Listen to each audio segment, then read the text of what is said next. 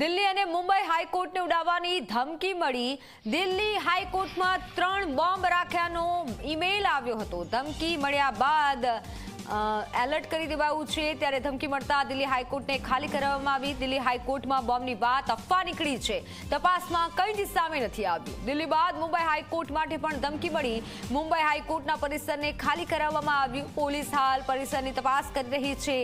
જોકે આ વાત અફવા નીકળી છે છતાં પણ તપાસ કરવામાં આવી રહી છે, કારણ કે એક વાત સામે આવી હતી, એક જાણકારી સામે આવી હતી। બોમ્બથી ઉડાવવાની ધમકી મળી હતી દિલ્હી હાઈકોર્ટને અને જેથી કોર્ટ પરિસરને ખાલી કરાવવામાં આવ્યું। જોકે વાત હવે અફવા હોય તેવી વિગત સામે આવી છે। પોલીસ અત્યારે શોધખોળ કરી રહી છે અને તપાસ થઈ રહી છે।